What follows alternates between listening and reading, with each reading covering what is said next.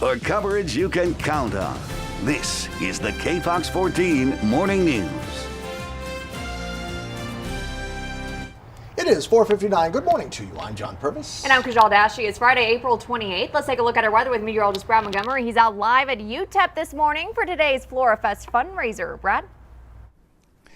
That's right. It's going to be a plant sale. You can see some of the plants that they have, and it's going to be plants that are desert friendly. We're going to be talking about some of the different plant species in just a little bit and just how long this event is going to be going on. Take a look at your forecast. KFOX early warning storm track Doppler wind advisory again today, 11 a.m. through 9 p.m. Also blowing dust advisory, 11 a.m. through 7 p.m.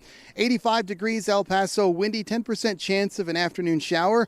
Some blowing dust as well. West winds 30 to 40, gusting to around 50 miles per hour. 82 in Las Cruces here too.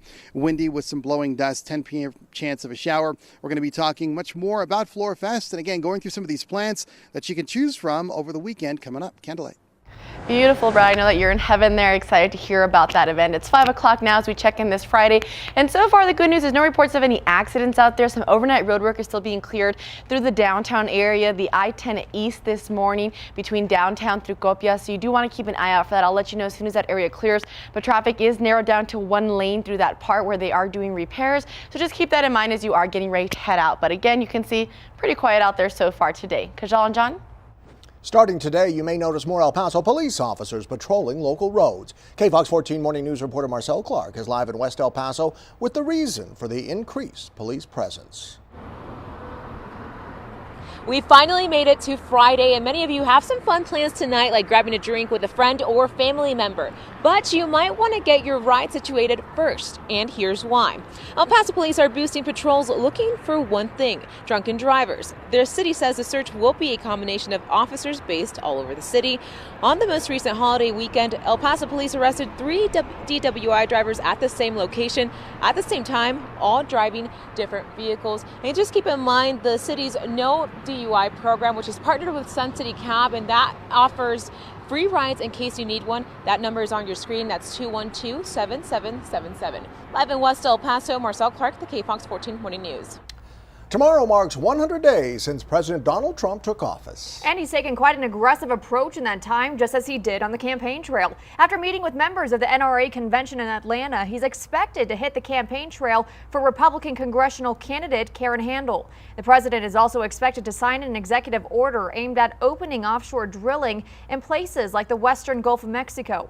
He's taken strong action in some areas of foreign policy, including military action in Syria and Afghanistan. But things aren't going all that well for Trump. So far, he's failed to get budget priorities passed, including funding for his border wall.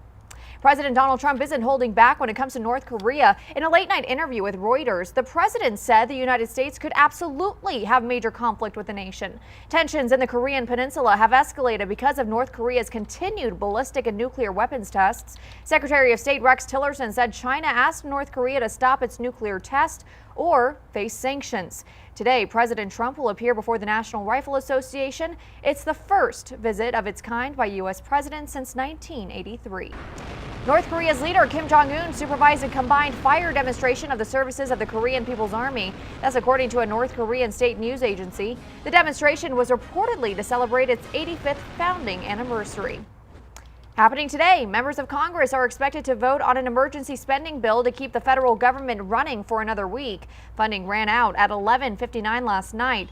Lawmakers are opting for a short-term solution so they can work on a long-term fix that both parties can approve. 5:03, the Oregon Mountains could lose its national monument title after a recent executive order signed by the president. President Trump has ordered a review of the Antiquities Act.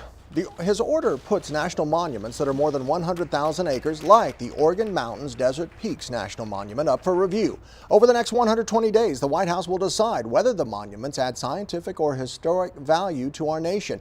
And if the Trump administration concludes they don't, the president could then resize or revoke their national monument status. Southern New Mexico's Republican Congressman Steve Pierce believes President Obama gave national monument status to too large an area surrounding the Oregon Mountains and asked President Trump to review the designation. But one Las Cruces resident tells KFOX 14 he thinks things are fine just the way they are. White Sands, the Oregon Mountains, parts of the Rio Grande, those places need to be open to the public and not be sectioned off to private citizens to make money off it at our expense.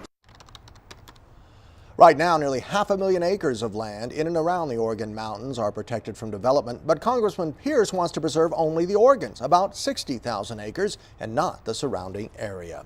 El Paso's Catholic Bishop Mark Sides says he's convinced the Sanctuary Cities bill, which will likely become Texas state law, will cause more harm than good. The Texas House approved the bill early yesterday morning. Bishop Sides believes if the bill becomes law, it'll lead immigrants to not report crimes or abuse because they fear deportation. The legislation would require local law enforcement officers to enforce federal immigration laws. But our broken immigration system, rather than being improved to protect and aid migrants, refugees, and Texans, is now being buttressed by laws which make the system more broken.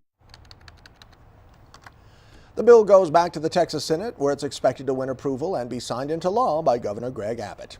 In continuing coverage this morning, El Paso police say a man accused of killing his common-law wife confessed to her murder. That's according to the arrest affidavit. Rodrigo Rodriguez was arrested Monday after allegedly stabbing Ruby Rodriguez to death. Her body was found earlier this week in her Lower Valley home. The affidavit says Rodriguez went to say goodbye to his father before he was arrested. The report also states that he called someone to watch his daughter. That person told police Rodriguez had blood on his face. Rodriguez was found hiding in a canal when he was arrested. Police say that's when he confessed to killing Ruby.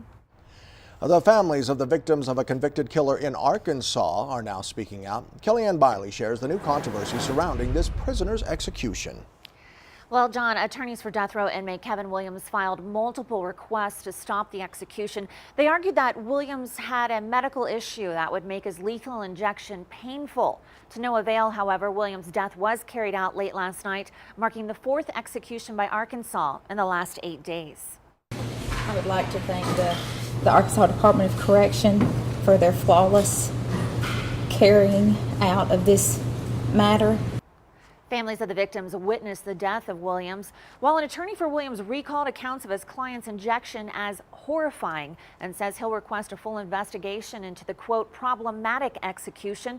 An Associated Press reporter who witnessed Williams' execution said the inmate lurched and convulsed 20 times before he died.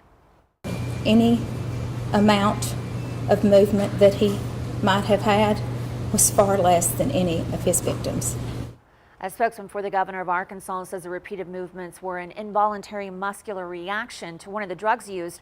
The recent executions in Arkansas are the first for the state in more than 11 years. John?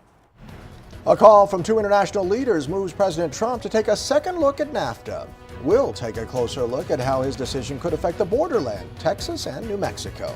And the state of Texas tackles sexual assault on college campuses. The new bill encouraging victims to come forward. Next on the KFOX 14 Morning News, it's coverage you can count on.